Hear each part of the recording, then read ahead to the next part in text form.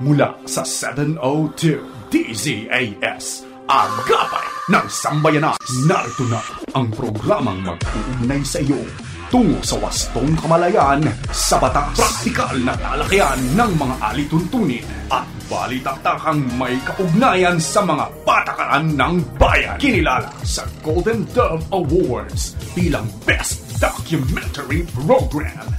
Ito ang Tabas ng Batas!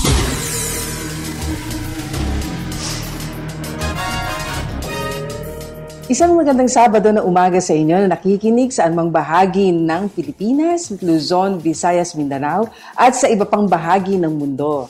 Maraming aga sa inyo namin nakikinig dyan sa Bicol Region sa pamamagitan ng CARE 104.3 The Way FM.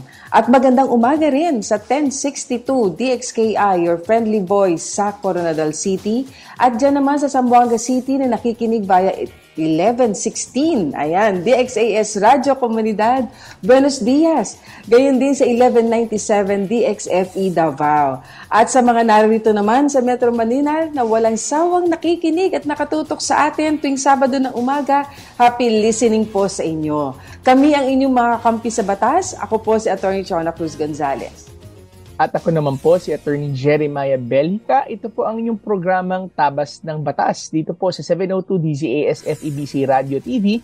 Miyembro po tayo ng kapisanan ng mga broadcaster ng Pilipinas at napapakinggan at napapanood tayo sa mga ating mga social media platforms, sa ating Facebook at YouTube channels ng 702 DZAS FEBC Radio TV at syempre sa Channel 185 sa Signal TV sa pakikipagtulungan naman po ng GCTV. Tayo ay sinasamahan din ng ating cute crew na si Absidi Ferrer, ang ating prod-tech sa si Benjo Morano, Reggie Villena, Nathaniel Peralta, at RTV na sina Aileen Valdez, Benmark Balatukan, Angelica Calaya, Raymond Paner, at yung mga kasama rin natin dyan sa Bukawi Transmitter site. At syempre, sa punto pong ito'y nais naman nating pasalamatan ang ating mga kaagapay na patuloy nating mga nagiging partner sa ministry po ng FEBC. Sa inyong pong tulong at sa atin hong grasya ng ating Panginoon, ay mahigit 7 dekada na po nating na ibabahagi ang tama at mabuting balita ng ating Panginoong Hesukristo. Sa mga nais naman pong maging kabahagi ng ministeryo natin dito, ay maaari po kayo mag-message sa ating pong Facebook page ng 702 DZAS FEBC Radio TV or bisitahin nyo na rin ang ating pong Facebook ang ating website na donatenow.febc.ph. Ito po ay donatenow.febc.ph. One word po yan para naman po sa iba pang mga detalye. Okay? So before kami magpatuloy ni Atty. Chona, konting pagkain pang kaisipan po muna tayo.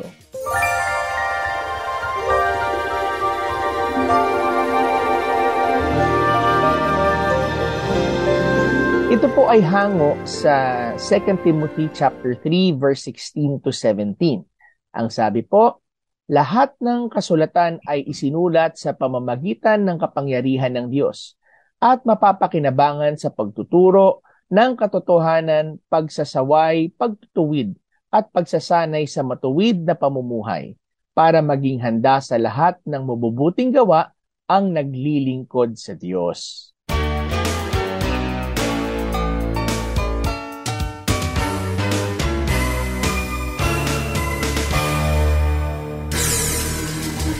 Kayo po ay aming inaanyayahan na makibahagi sa ating diskusyon ngayong umaga. Kaya kung meron kayong mga komento, lalo na kung meron po kayong legal na katanungan, maaari po ninyong ipadala yan sa amin sa pamamagitan ng ating Facebook page, ang Tabas ng Batas FEBC. At habang naroon kayo, please like and share. At sa ating pagbabalik dito sa ating programang Tabas ng Batas, tayo po ay tutungo sa ating unang segment, ang punto per punto segment. Kaya huwag po kayong maglilipat ng istasyon. Kami ay magbabalik agad dito pa rin sa inyong paboritong programang Tabas ng Batas. Tabas ng Batas! Pakinggan ang programang Ang Tipan. Any day, anytime sa Spotify. Ang Tipan, kasaysayan ng mga Bible hero at katangi-tanging mga pinuno. Sundan yan at ang iba pang mga programa. Like and follow 702 DZAS FEBC Radio TV sa Spotify. 702 DZAS FEBC Radio TV. Radio TV. Agapay ng Sambayanan.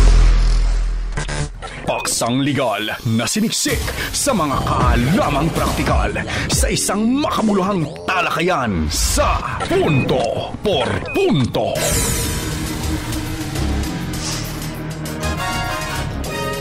Alright, so tayo po'y nagbabalik na muli dito sa ating programang Tabas ng Batas. Ako pa rin po si Attorney Jeremiah Belhica. At ako naman po si Atty. Shona Cruz Gonzalez at nandito na tayo sa ating unang segment, ang Punto per Punto segment. At ano ba itong napaka-importanting batas na pag-uusapan natin, Atty. Jeremiah? Nako, ito ay isa sa madalas na naririnig na letra at numero sa business sector at circles. So, ito yung tinatawag na BP 22 o yung Batas Pambansa 22 o yung Act Penalizing the Making or Drawing and Issuance of a Check without Sufficient Funds or Credit. No? Yan ang batas laban sa talbog na mga cheque. Kasi bouncing checks, no? Bouncing checks. Kasi natin, naku, tumalbog yung cheque mo, estafa ka. No? Talbog yung cheque mo, sigurado, may kaso kang BP22 o estafa yan. So, una ho sa lahat, kailangan maintindihan ng ating mga tagapakinig, ay iba po ang estafa at iba rin po ang bouncing checks law, yung BP22. Yes. Ang estafa po could be committed in many forms. Basta ito po ay meron tinatawag na panloloko o deceit at meron hong damage na nangyari. Yes. No? Na kung saan nakasira o nakapahamak sa ibang tao. Subalit ang BP22 po ay nakakonsentrate mismo sa paggawa ng cheque o pag-issue ng cheque nang wala namang sufficient na pondo. O kung minsan, pag sarado na yung account, walang sufficient na pondo yung account na yan. So, yan ang titingnan natin ngayon, Attorney Chona. So, kasi may mga may mga nagpapadala rin sa atin ng katanungan na may kinalaman dyan at hindi nila alam yung dalawang bagay, no? Merong sila yung nakapag-issue ng cheque at hindi nila napondohan. Either in time or talagang wala talagang pondo or sila ang naka-receive ng ganitong siguro una ko lang gusto itanong lang just to start lang yung discussion natin. Attorney, pag ba nagbayad ng cheque, yan ba kinukonsidera na natin talagang bayad? Kasi nga, di ba? Kasi we have to make a distinction din, O kasi minsan, nakabayad na kami kasi may cheque na. Bayad na nga ba talaga yun? Actually, tama yan, Attorney. Alam natin na ang cheque po is not a form of legal tender na sinasabi. Ito po ay hindi isang instrumento na para kinukonsider ng batas na bayad ka na dahil nakapag-issue ka ng cheque. Dahil hanggat hindi pa na-encash ang cheque, ay hindi pa po kinukonsider ito na bayad. Kaya nagbayad ka ng cheque, pero yung cheque ba tatanggapin ba o tatalbog? Diba? So, hindi natin alam. Kaya, so, hindi siya pera, ha? Hindi siya pera. Cheque, iba yun. Kaya hindi pa talagang kabayaran yung cheque lang, ha?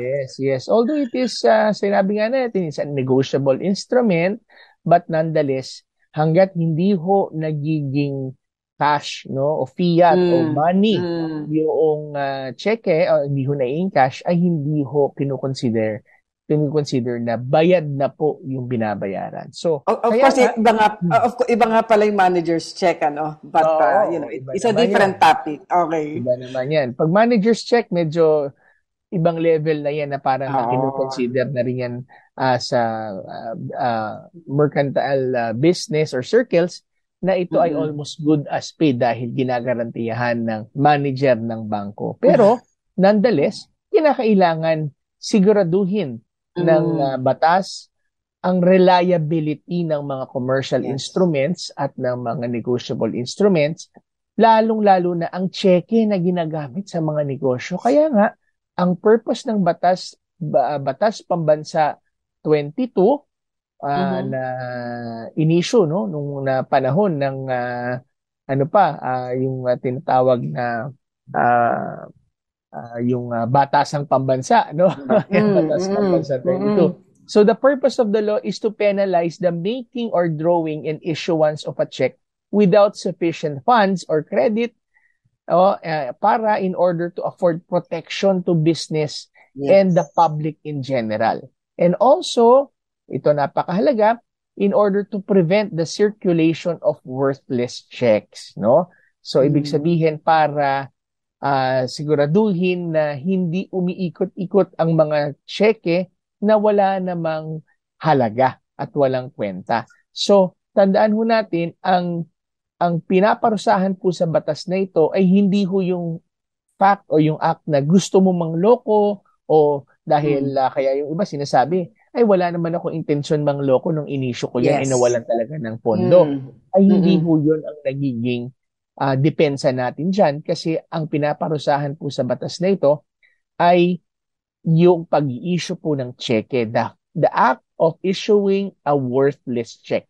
No? Kaya ho, at the moment na tumalbog po ang cheque, ay meron hong karampatang parusa na ipinapataw po sa issuer na to. No? So the law actually punishes the acts of making and issuing a check with knowledge by the issuer that at the time the check is issued, he does not have or the check is not backed up with sufficient funds.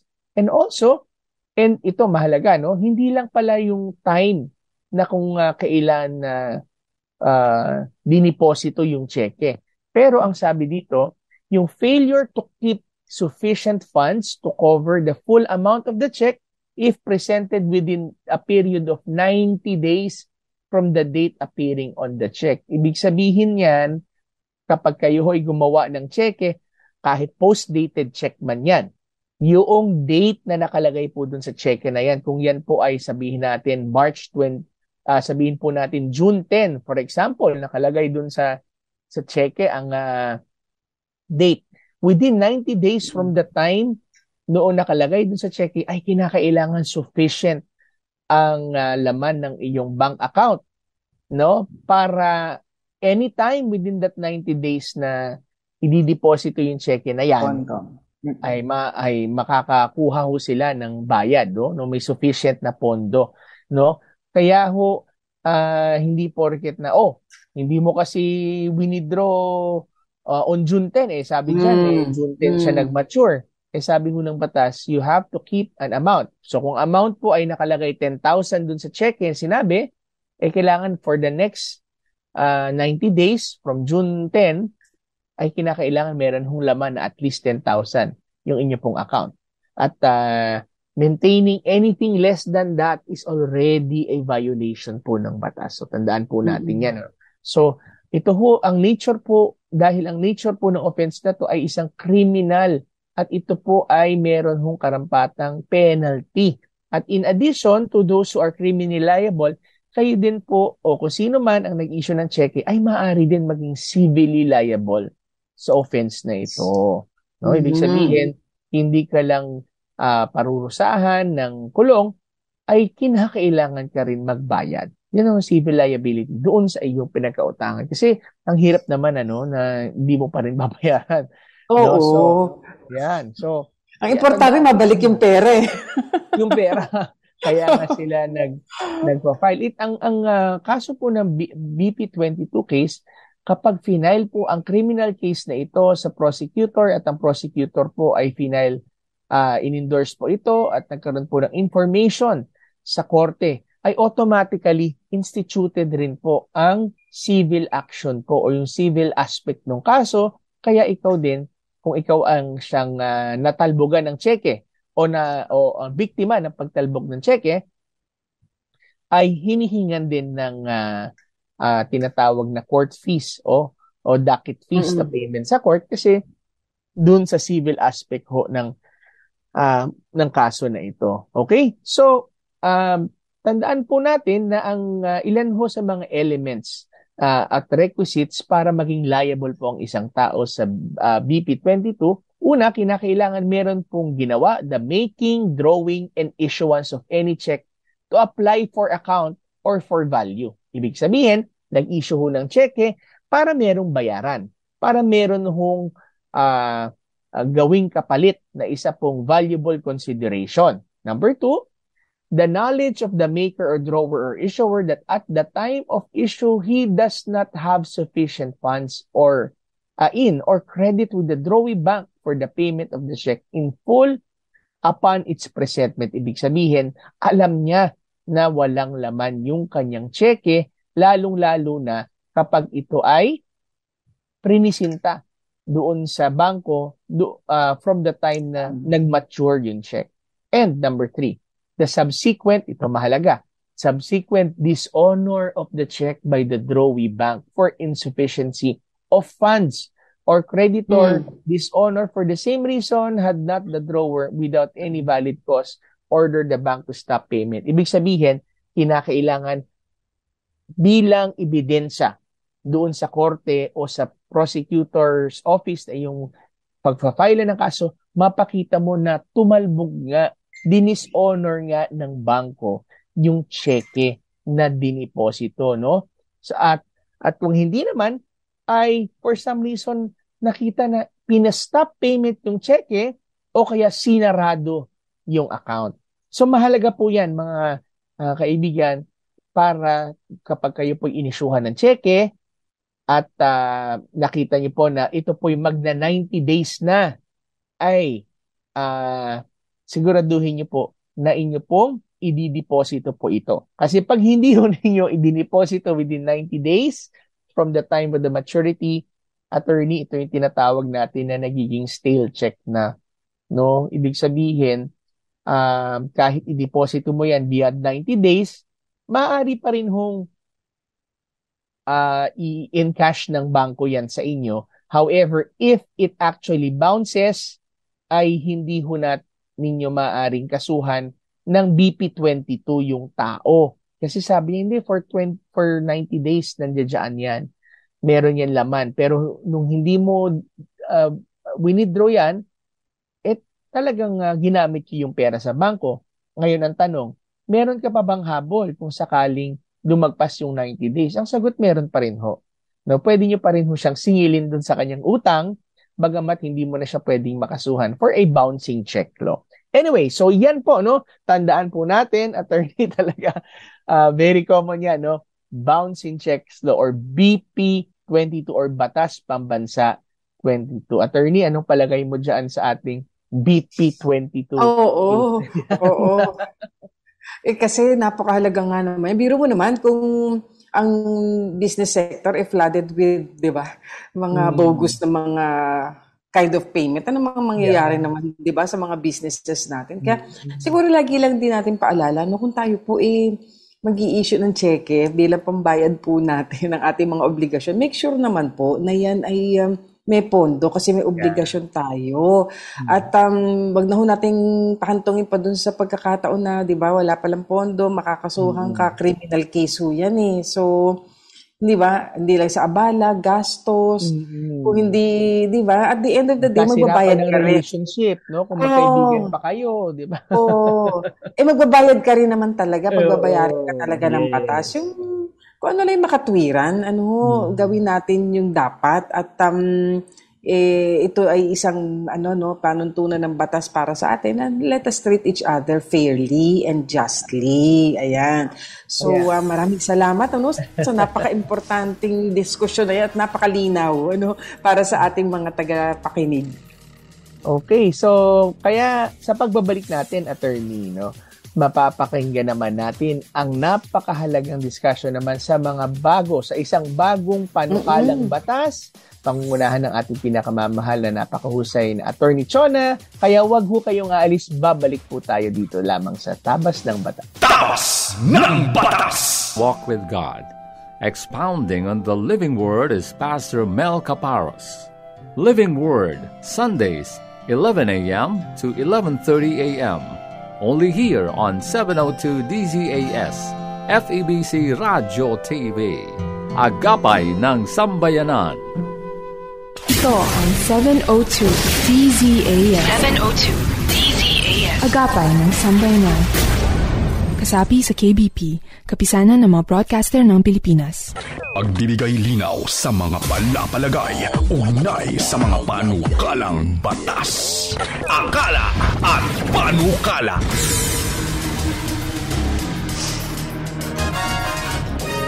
Okay, so tayo po'y nagbabalik muli dito sa ating programang Tabas ng Batas. Kasama niyo pa rin po kami. Ako po si Attorney Jeremiah Belhica. Ngayon ay dadako na tayo sa napakagandang diskusyon ng ating pinakamamahal na Attorney Chona. Attorney, ano bang batas o panukalang batas na ating pag-uusapan? Oo. Maganda to, no? Kasi patuloy na patatag at saka patuloy na pag-i-encourage sa ating hindi lang produkto kundi maging sa ating kasama na yung skills natin dito as Filipinos kasi services So ano ba to? Ito may shorter title siya about Tatak Pinoy. So marami magtatanong, sabihin, ano nga ba ang Tatak Pinoy? Ito yung Proudly Filipino Act. Oh, di ba? Sa title pala nakaka-proud na. Proudly Filipino Act. Ganda na agad, no? Oo, ito ay pero ang mahabang title niya, Senate Bill 2218, nakalagay dito. An act mandating the formulation, financing, implementation, monitoring, and evaluation of comprehensive and multi-year strategy na tinatawag na Tatak Pinoy, or in English, Proudly Pinoy, establishing a Tatak Pinoy Council. So may council ulit na ibubuin at mag-appropriate ng funds. So tingnan natin, ano ba itong Tatak Pinoy strategy na ito at na kailangan magkaroon pa ng Tatak Pinoy Council, no? So sabi, ito daw post-pandemic recovery ng Pilipinas present a singular opportunity to transform the Philippine economy the way regional neighbors like Malaysia or South Korea did decades ago. So sila pala nagawa na to decades ago. So tayo medyo ngayon lang natin titingnan mo. And China rin, more recently, nothing less than a whole of nation approach is needed to make this happen. Throughout the decades, different presidential administrations have taken steps to address the structural challenges of the Philippine economy, such as high cost of power. Maraming makaka-relate dyan, lalo na ngayong, di ba, napakainit talaga ng panahon at I'm sure, pag tinignan mo ang ating electric bill this month, ay medyo lalaki ang ating mata, no? Inadequate skills or poor logistics. However, not enough attention has been paid to the coordinated transformation of the economy across three interrelated dimensions. First, imperative to modernize agriculture and increase its productivity. Nako, hindi kaila sa iyo ito, Attorney Jeremiah, yung problema natin sa agriculture na hanggang ngayon tumaas na naman ang presyo ng sibuyas, hindi ba, at kinakailangan na naman mag-angkat here and there, So, yung productivity, kailangang pagtuunan ng pansin. Second, the need to increase the employment share of the manufacturing sector and in general of the complex sectors of the economy. And third, production and export of a more complex basket of products and services like the manufacturing of advanced microchips, electric vehicle components, and even aerospace parts. Production and export, ng marami pang mga produkto at serbisyo katulad nitong ating binabanggit dito, na electric vehicle components, microchips, and aerospace parts. So, wow, if we can do that, di ba? Grabe yun. Di ba, hindi ka lang makapag-produce, manufacture, export mo pa. So, according to the Atlas of Economic Complexity, the seminal work of Dr. Ricardo Hausman of Harvard University and Dr. Cesar Hidalgo of the Massachusetts Institute of Technology, or MIT to, no? A country becomes prosperous when it is able to produce and trade a diverse array of complex and uncommon products and services. Oo naman. Kasi kung dito lang sa Pilipinas, magkakaroon ng ganitong pagmamanufacture, paggawa nitong mga advanced microchips, electric vehicle components, and aerospace. Ito yung mga ginagamit sa di ba? Spaceships. Yeah. Di ba? Na parts. High-tech. Yeah. High-tech ito. Tapos dito lang sa atin, isa tayo sa pioneer niyan. Di natural, ang ibang mga bansa dito sa ating kukuha ng mga kinakailangan nilang yan. So, yun ang tinatawag nilang complex and uncommon products and services. For a country to achieve this diversity, it needs to leverage the relatedness of the skills, productive know-how and inputs and technology it possesses to make new products and services and further expand its capabilities. Kasi magandang maibalik yung yung ibang branding natin as a people, di ba? Na pag sinabing Pinoy made yan, tatak Pinoy yan, proudly Pinoy yan. Magaling, maganda, mahusay yung produkto. Oo, mahusay yung serbisyo. Alam niyo, maski wala pa tong batas na to, maganda na ho natin itong pasimulan. Lalo na sa mga may businesses dito, maski meron kayong maliit na business dyan sa inyong harapan ng inyong bahay. Hindi po ba magandang pagbutihin natin, lalo na tayong mga mananampalataya, na mag-excel tayo doon sa pinagkatiwala ng Panginoon sa atin na hanap buhay, kung yun pa ho, mapagbubuti na natin. Tayo may maayos na na parang electric repair shop or tayo'y pinakamagaling diyan na magluto ng mga ganitong ulam sa ating komunidad. Di ba yung mga ganyang bagay na sabi nila may puso, no? May puso. Pag you put your heart into it. Sabi nga nila ang Pilipino hindi lang sa basketball pero sa lahat ng bagay may puso pagka talagang nagtatrabaho. Magandang tatak yan, attorney. Yes. At palagay ko, ito yung isa sa pinaka-main objective itong panukalang batas na ito na maipakilala, hindi lang dito sa atin, kundi sa buong mundo, yung kahusayan ng ating mga kababayan sa iba't ibang larangan. At maganda mapagtuunan nga ito ng pansin kasi talaga naman may angkin tayong talino at galing na ibinigay ng Diyos sa atin. So bakit hindi natin gamitin, lalo pa natin paghusayin, Kaya ito ay pagkilala. Actually, itong panukalang batas ito ay pagkilala roon. Kahit ang sabi, neither the public or private sector can achieve this. Totoo naman, Kailangan pagtulong-tulungan. So ito, kaya economic development should be pursued collectively. Hastening the process of transforming the Philippine economy demands the stakeholders from both public and private sector to organize, plan, align, integrate their respective efforts. Yun pa isa sa atin, Yung diversity nga. Parang diversity in a sense na may division, kanya-kanya, Maganda kung meron gantong panukalang batas na kumikilala dun sa, di ba, yung galing, kakayahan ng mga Pinoy at tapos ay pagsasama-samahin natin ang lahat ng ating, di ba, efforts, public or private sector, towards one goal, di ba, to push our economy forward, into this, syempre, panibagong na naman ngayon, panibagong panahon na naman ngayon, post-pandemic, magandang ito ay talagang pagtuunan ng pansin. Kaya sabi, it is important to address the coordination, institutional and information asymmetry challenges between public and private sectors. So talaga may divide. hindi ganun pa yung collaboration siguro, that prevent the Philippine economy from acquiring comparative advantage in new products and services. Baka naman pwede. Yeah. Diba? Na upuan pag-usapan. Paano makakatulong ang government, ang private sector, paano ba kami makatulong dyan? And, di ba, hindi competition. kung hindi collaboration. Tama. Diba? Tama. At ang sabi pa nga dito it is also imperative to increase the organizational capabilities to make them more efficient and productive. These challenges persist.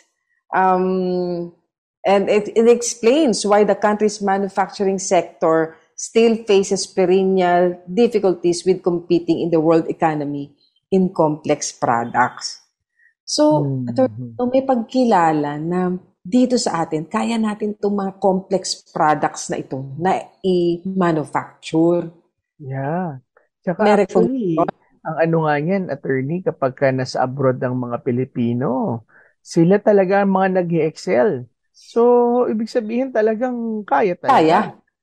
Kaya, diba? So sabi dito, with this measure, itong panukalang batas, mandating the development of Tatak Pinoy strategy, we aim to respond to these challenges and bridge the gaps. Inspired by the years of consultations with our office has conducted with several government agencies, meaning the Senate, so LGUs, academe, industry associations, private businesses.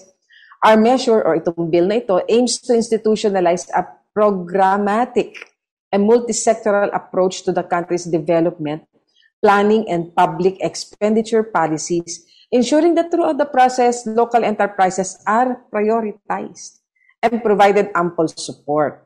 We seek to mandate government agencies to collaborate, with the private sector, including academe and civil society, para i-formulate i-finance, i-implement, monitor, and evaluate a comprehensive strategy involving plans and programs and projects and policies focused on the expansion and diversification of the productive capabilities of local enterprises.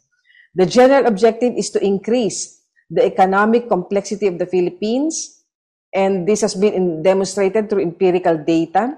We believe that pursuing this objective should be the country's primary path towards creating more high-paying jobs and earning opportunities for the Filipinos, raising incomes and living standards of families, reversing brain drain or the outflow of Filipino talent, expertise, and know-how, encouraging a wider geographical spread of economic prosperity. Iyon naman, hindi lang dito sa NCR, di ba? Kundi maging sa mga countryside, sa iba-ibang rehiyon, kasi may kanya-kanyang, di ba, kakayahan and specialty, sa iba't ibang rehiyon natin. Ba't hindi natin ma-harness yun, At sa pamamagitan nitong panukalang batas, nawa iyan ay magawa, especially towards less developed areas and disadvantaged sectors, and improving equality by making public services available and accessible to all stakeholders. So, we can say na with this, actually medyo mahaba-haba itong panukalang batas na ito, but pag binasa pa lang natin at pinagtuunan ng pansin explanatory note, nakita natin maganda yung objective. At siguro, attorney, talaga napapanahon na ito na gawin, na pagtulot, wala namang ibang magmamalasakit sa bansa natin, kundi tayo. Nilagay tayo ng Panginoon sa bansa natin for a purpose. Bakit tayo nabuhay at, di ba, ng mga Pilipino, may dahilan ng Diyos kung bakit ganun. At binigyan tayo ng talents and gifting. So bakit hindi tayo magtulungan para maiangat natin ang bawat isa? Parang attorney, parang pag nagumanda ang branding natin as a nation, lahat tayo makikinabang. It's like gumaganda ang pangalan ng pamilya. So lahat ng miyembro ng pamilya, may kasamang beneficio dyan. So really, that's a very nice bill, attorney. Tsaka hopefully ito ay maging batas. At in fact, baka mas mapalakas pa itong panukala na ito. Ayan, so bantayan natin ito, at nawa makita natin na talagang ito ay maging ganap na batas. Ang Senate Bill 2218 o ang Tatak Pinoy, Proudly Filipino Act. So sa ating pagbabalik ay tutungo na tayo kaagad sa ating payo de asunto kung saan bibigyan daanan natin ng mga legal na katanungang pinadala sa atin. Kaya po kayong maglilipat ng istasyon, kami ay magbabalik kaagad sa ilang sandali lamang. Tabas ng Batas! Ikaw ba ay may puso sa gawain ng Diyos? Nais mo bang lumahok sa pagmimisyon gamit ang media? Baka ikaw na ang hinahanap namin upang punan ang ilang vacancy ng FEBC Radio Ministry. Bumisita sa febc.ph para sa detalye ng mga job openings. Ipadala ang inyong resume sa recruitment@febc.ph. 702 DZAS FEBC Radyo TV. Radyo TV. Agapay ng Sambayanan. Mga kasong bibigyang pansin at mga katanungang sasagutin, yan ang tututukan at gagabayan ng Payo de Asunto.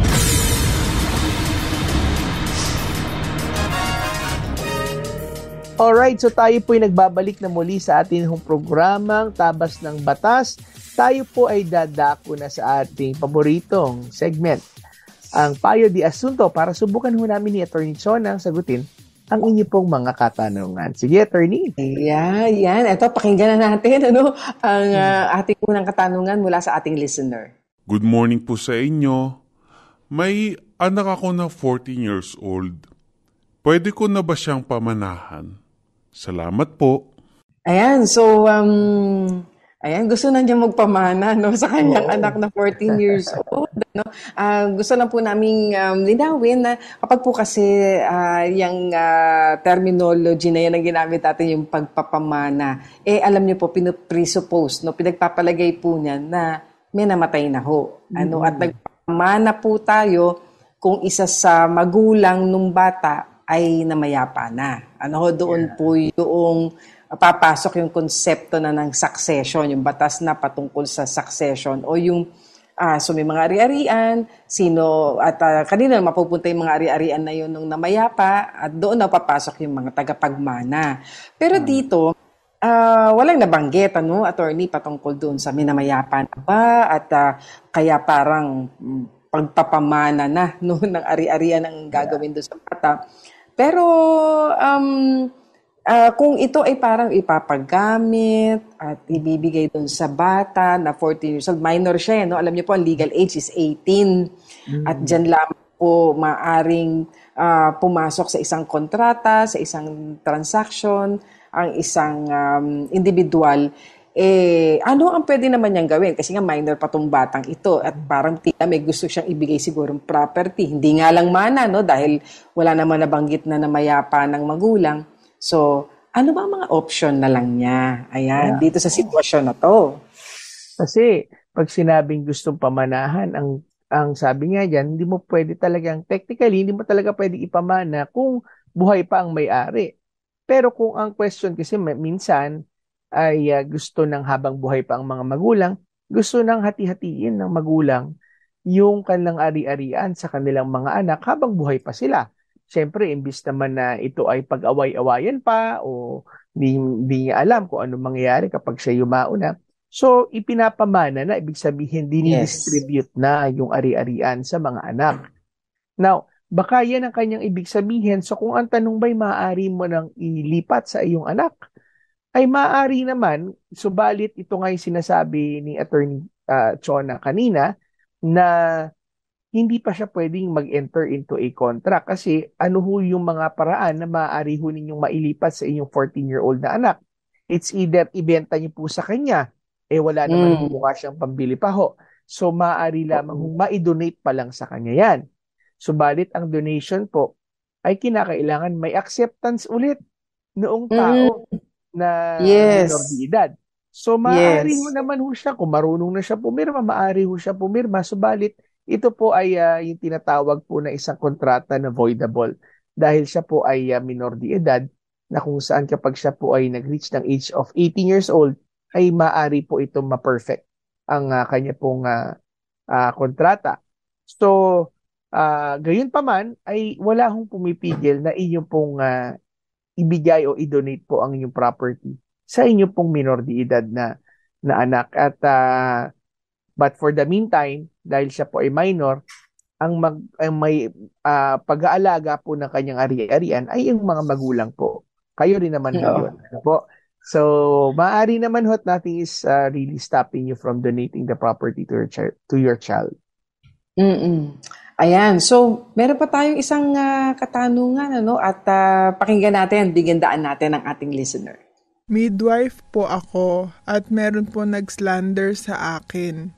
Sinigawan po ako sa loob at labas ng klinik ko at sumisigaw na pumapatay ng bata at pinapabarangay po ako. May patient po ako na nakunan kahit ginamot na po namin at nirefer sa doktor. Akala po nila ako po ang dahilan kung bakit nakunan. Ano po ang aking gagawin? Ayan, so medyo isang mabigat-bigat yung sitwasyon, midwife siya pero parang merong naninirang puri sa kanya, at pinagsisigawan siya at may accusation na pumapatay ng bata. Parang nag-i-impute ka ng crime nito, ha? Yeah. Oo, di ba? Oo, hindi rin po dapat ginagawa yun, na tayo basta na lamang magkakaroon ng outburst at mag-aakusa tayo kung kani-kanino na ikaw, lalo na sabihin mo, bumapatay ka ng bata. I mean, di ba? May ano rin po yan. Pwede po kayong magkaroon ng liability dyan, mapatunayang ginagawa po ninyo yung ganyang pagbibintang, Kasi alam mo naman tayo, rule by law, Kung kaya't meron panuntunan ng batas na dapat nating sundin. Kung talaga pong yung sinasabi noong nag-aakusa sa inyo may basihan, dapat, di ba, dalhin niya sa korte or hindi po yung ganitong kayo pupuntahan doon at kayo ay, di ba, sisiraan kayo ng ganyan, etc. At nabanggit niya rito, na pinabarangay siya. Alam po niyo, pag sa barangay, ang magagawa po ng barangay ay pag-ayusin kayo. Yes. May hindi pagkakaunawaan, na-isettle na doon bago pa humantong sa korte kung anumang kaso ang nais pong ihabla sa inyo, But ano yung kanya pang practical na pwedeng gawin? Kasi kung nasa barangay, hayaan muna, May proseso sa barangay, Pero meron pa ba tayong maibibigay na iba pang paraan para maiwasan na sa ating ganito? Yeah. Parang nabanggit na rin niya kanina yata na siguro nakapagtanong-tanong na din siya kung ano pwede mangyari. Sabi niya siya na slander daw dahil ano pa itong slander kasi siya daw ay sinigawan sa harap na maraming tao at tinawag siya yata na isinisisi sa kanya yung pagkalaglag ng bata o nag-impute ng crime against her person, So, yung slander, ito yung tinatawag na sa ibang salita na oral defamation. Ito yung ibig sabihin ng pagsasalita ng isang bagay na masama or sinabi niya, speaking of base or defamatory things or words, na meron dapat intensyon na mag-prejudice o kaya maliitin o kaya sabihin na natin na ma-injure yung reputasyon ng isang tao. So, kung ito ang ginawa niya at ito'y narinig ng ibang tao at sinabi niya, ay maaari nga itong maging basis ng filing ng case ng oral defamation or slander. Pero dahil ito ay dinala na rin sa barangay, ang suggestion namin ni Attorney Chona ay isabay nyo na rin ang hearing na ninyo sa slander na yan sa barangay. Dahil ang gusto naman ng barangay ay pag-ayusin ho kayo. At kung kayo po ay magdidesisyon na ituloy po ito sa korte, ay kinakailangan nyo rin hong idaan muna sa barangay yan ang kaso po ng slander or oral defamation. So kung meron na hong barangay hearing na nangyayari dahil kayo po'y kinasuhan sa barangay or nag-file po ng reklamo sa inyo, maaari ho kayong raise din ho ng complaint sa barangay patungkol naman sa oral defamation or slander na ginawa po sa inyo. At doon ho ay maglalabas ho ng barangay ng tinatawag na certificate to file action kung wala hong pag-aayos na nangyari, kung saan paari na ho kayong magtuloy ho sa piskalya kung kinakailangan man. Ayan, so may isang katanungan pa tungkol sa lupa. So sabi niya, tungkol po sa lupa na nabili namin ng asawa ko 4 years ago, 3 years to pay at minadali po naming bayaran. So almost 1 year lang po bayad na. So matatapos na sila, Pero hanggang ngayon, hindi po maibigay ng developer yung titulo.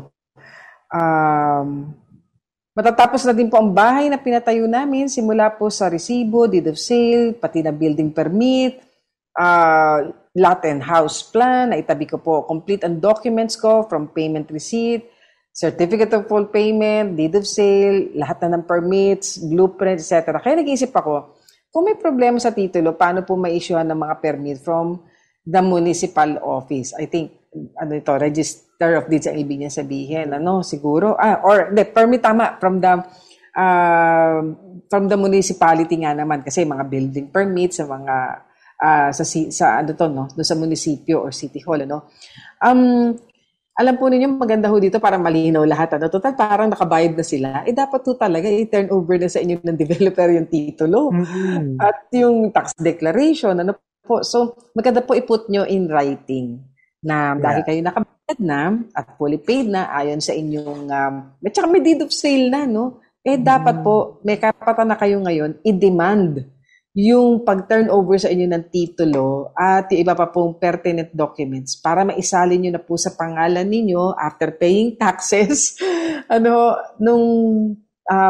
yung pangalan doon sa titulo mailagay na sa inyo kaya pwede pong demand letter na di ba na ibigay sa inyo to deliver and hand into you the title of the property together with the tax declaration and other pertinent documents po to effect yung transfer ng property in your name. Tama. So, tandaan din po ninyo at sinabi nga ni Atty. Chona ay dapat mailipat ho sa inyo yan dahil meron pong tinatawag na batas o yung PD 952. Ito po yung tinatawag nila na Biblia daw ng mga subdivision tsaka condominium developers. Ay kinakailangan po na kapag sila po ay nagbenta at ito po'y bayad na, dapat ho nilang mailipat ito ng tama. At kung hindi po ay meron pong karampatang mga penalties na maaari po sa kanila. In fact, hindi sila pwede magbenta ng mga properties na kanilang dinidevelop kung wala rin silang license to sell. So, tingnan nyo rin po yan. At dahil yan po ay isang proseso na kung saan sinisigurado po ng gobyerno na kayo po ay protektado from mga developers na minsan nabayaran mo na pahabol-habulin ka pa hanggang sa wala ka naman na maabutan. So ayan po tama po ay meron ho kayong karapatan at kung meron pong problema at hindi ho ito ma-deliver, maaari ho kayong magtungo naman sa yung DSUD ngayon yung Department of Human Settlements and Urban Development. Inabsorb na rin ho nila yung dating HLURB. So, doon ho maaari ho kayong humanap ng tinatawag ng refuge para sila naman po ay tawagin ang kanilang atensyon ng mga developers po para aksyonan po ang inyo pong request. Ayan. So, may isang katanungan pa. Ito may kinalaman naman sa parang nagpatubo siya ng pera. Sabi niya, naglabas po ako ng pera na maliit na patubo, 1.2% per month. Noong una, maayos ang aming transaksyon. Alam mo, lagi naman ganyan sa una. Maayos, kaya yung mga ingat kayo sa mga scam.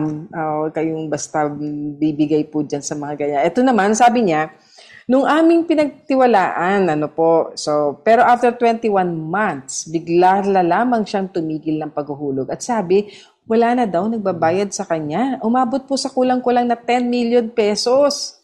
Laking halaga.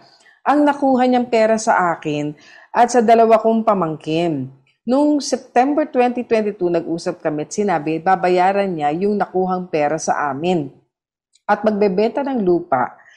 Pero lumipas ang 9 na buwan, di naman nagbebenta ng yung lupa. Pinatawag na namin sa barangay, pero ayaw pumirma sa aming gusto na batakin lahat ng kanyang ari-arian para mabayaran kami. Kaya balak na namin itaas ang reklamo sa pulis. Hingi lang po kami ng payo tungkol sa aming problema. I think baka kung sakaling ito at hindi na nga sila magkasundo sa barangay, magbibigay na po ang barangay sa inyo ng certificate to file action. Ibig po sabihin, tutungo na kayo sa korte para po maghabla. Ngayon, siguro iniisip niya, ano ba kaya anong pwedeng ihabla no, dito sa taong ito, no, na hindi na nakabayad sa kanya. Kami po ay magbibigay lamang ng aming pananaw base lang po sa limitadong paksa na ibigay sa amin. Kasi dapat po pag ganito, talagang sukonsulta kayo sa abogado, ipapakita niyo yung mga dokumento ninyo at magtanong kayo, etc.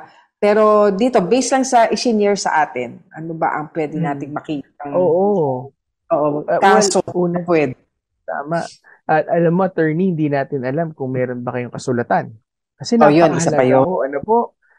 Sabi, ay naglabas ng pera at may patubo na 1.2% per month. Una ho sa lahat, dapat ho kayo may kontrata sa inyo pong napag-usapan. Ngayon, kung sabihin ho natin na meron ho kayong kontrata, pangalawang katanungan, doon ho ba sa kontrata ninyo, nakalagay po yung porsyento ng tubo, yung tinatawag na interest. Dahil po ang interest po ay kinakailangan meron din malinaw na agreement between the parties. Dahil ang isa pong interest na wala pong malinaw na agreement between the parties ay hindi ho nagiging binding sa both parties po yan. Kung wala pong in writing ang inyo pong kontrata o lalo na ang inyo pong interest, no, na porsyento, ay ang mag-a-apply po is yung legal interest na tinatawag po, no? So the legal interest ngayon po for forbearance na tinatawag ngayon ay 6% po na ngayon. Ano po? So hindi ho nating masabi kasi wala ho sa inyong sinulat. Pero assuming na meron ho kayong pinagkasunduan at ito po ay nakasulat lalo na't dumaan ho sa barangay at hindi ho ito tinupad ang kanya pong usapan, ay maaari ho kayo mag-file ng breach of contract sa kanya. Ano po? Yes. At i-demand po ninyo yung payment, nung exact payment po ng kanya pong mga pagkakautang, kung sinabi hong 10 milyon, ay at pati ho yung interest na napag-agreehan po ninyo. Ngayon po, pero sinabanggit kasi nila, attorney, na gusto nilang dumako sa pulis no? Meron yan. Kayo po ba ay nagbabalak na magkaso ng kriminal o katulad ho ng estafa sa kanila? Kasi sabi nga nila, mas nakakatakot daw kapag criminal case dahil may kulong, ay kinakailangan hong patunayan na nung unang simula pa na siya'y nangutang sa inyo, ay wala na siyang intensyon magbayad. Kasi kung mapatunayan po na siya po ay meron palang intensyon magbayad, na katulad ng naguhulog-hulog po siya, at ngayon hindi na ho niya kaya kasi wala ho siyang nakukolekta, ay baka ito po ay hindi ho pumasok na estafa kasi wala hong deceit nung umpisa pa lamang ng transaksyon. Ano po? Dahil ang estafa po ay nagiging estafa kung meron nung umpisa pa lamang ay meron ng elemento ng panloloko at nagdala nga ng damage, no? Pero ito po yung mga bagay that, based na po ito sa ebidensya na maaari ninyong maipakita sa piskalya o na nagsisimula nga sa inyong reklamo sa pulis. Pero nonetheless, attorney, sa tingin natin talaga dyan, yung civil case talaga for breach of contract. Yan po ay maaari po ninyo. Maaari po maghingi sila ng damages. Ano po? Maaring actual damages o moral damages kung kayo hindi makatulog dahil kayo ay kaiisip mo, no? O kaya ay wounded feelings, sinabi nga besmirched reputation, kayo napahiya. Moral damages ay maaari din ho kayong humingi on top ng actual damages, ibig sabihin yung kanyang mga utang at interest sa kanyang utang. Ayan. So bigyan pa natin ng daan, ano? Itong isa pa, sabi niya, may kahati ako sa lupa, hinuhulugan namin mula 2012. Ngayon, binenta na niya yung parte niya na nakapangalan sa kanya. Nakapangalan sa akin, pero nilipat po nila sa pangalan nila.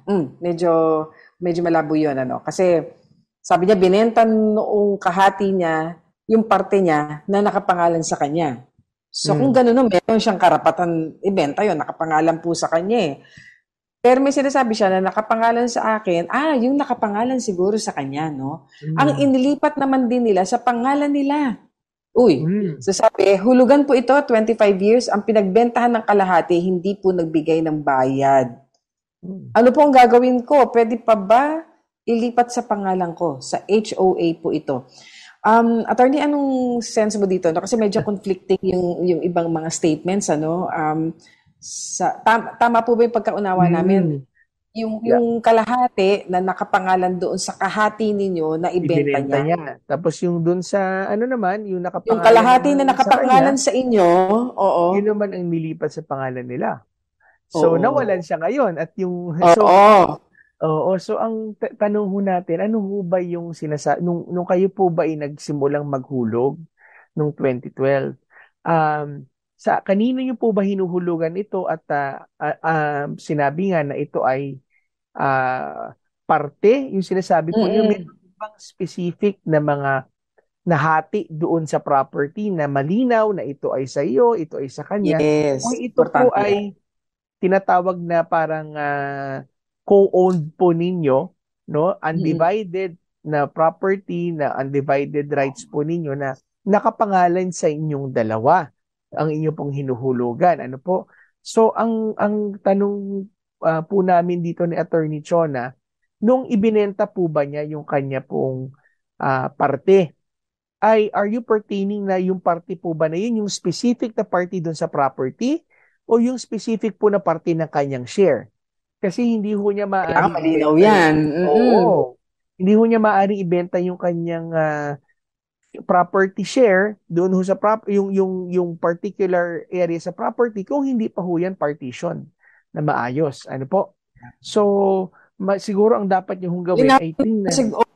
Linawin din muna sa atin. Tsaka tingnan ho ninyo yung kontrata ng bentahan, kung ito po ba ay dapat na kayo po ay meron hong pirma doon sa bentahan, at gayon din yung paglilipat doon sa share ninyo doon sa share niya. At maaari nyo pong itong erase, at sabihin na wala ninyong pahintulot yung mga nangyari. Pero, sabi nga ni Attorney Chona, kami po'y limitado sa mga impormasyon na inyo pong ibinibigay sa amin. Pinahagi sa amin. Pasamantala po nating tatapusin muna ang ating Payo de Asunto segment. Pero sa mga hindi po nakapakinig ng ating naging katungkulan, maaari po ninyong balikan, reviewin muli sa pamagitan ng ating Facebook page, ang 702 DZAS-FEBC Radio o sa Tabas ng Batas FEBC. At kung hindi pa po namin nasagot ang inyo pong mga katanungan, ay abangan nyo na lamang po ito sa mga susunod na Sabado.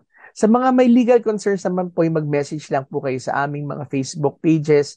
At pwede rin ho kayo mag-send ng audio or kung gusto nyo naman video para makita naman ho namin kayo ni Attorney Chona sa inyong mga katanungan. Tayo ngayon ay dadako na sa ating prayer time. Aming Ama, kami po ay nagpapasalamat sa iyo pong grasya at kabutihan sa aming mga buhay, sa pagkakataon na ibinigay mo sa amin na muli pong abutin, Ama, ang aming pong mga kaagapay, ang aming mga kasama. Father, we thank you for your grace and your mercy that you have given in this ministry, Lord, sa FEBC, sa Tabas ng Batas, sa 702, Lord, at sa lahat ho ng mga nakikinig. Panginoon, ikaw po ang aliw, tagapagtanggol sa kanila, Panginoon, sa mga may mga problema, may mga kabigatan, O Diyos.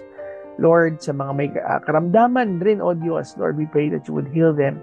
And Lord, we pray, Lord, that you bring justice, Panginoon, sa amin pong mga buhay, sa amin pong bansa, at sa amin, Panginoon, na patuloy na pagsunod at pagtangkilik at pagkilala sa iyo, O Diyos.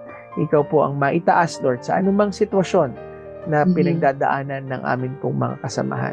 Sa iyo po namin binabalik ang lahat ng kapurihan at pasasalamat sa pangalan ng aming Panginoong Hesus. Amen at amen. Amen.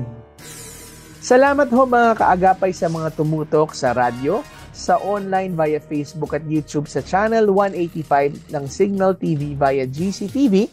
Kami pa rin po ang inyong mga kakampi sa batas tuwing Sabado ng umaga. Ako po si Attorney Jeremiah Belhica. At ako naman po si Atty. Chona Cruz Gonzales na nag-aanyaya sa inyong lahat na samahan kaming muli sa susunod na Sabado sa parehong oras at himpilan at social media platforms. Ayan. Kaya't lagi po nating tatandaan, kung uunawain at susundin, Kakampi mo ang batas. Nais po namin makarinig mula sa inyo para sa mga kuro-kuro, mungkahi o mga bagay na nais ibahagi sa palatuntunang iyong napakinggan, sumulat lamang sa 702 DZAS, Agapay ng Sambayanan, 1 Corporate Center, 46th floor, Doña Julia Vargas Avenue, corner Meralco Avenue, Ortigas Center, 1605, Pasig City. O mag-email sa dzas info@febc.ph.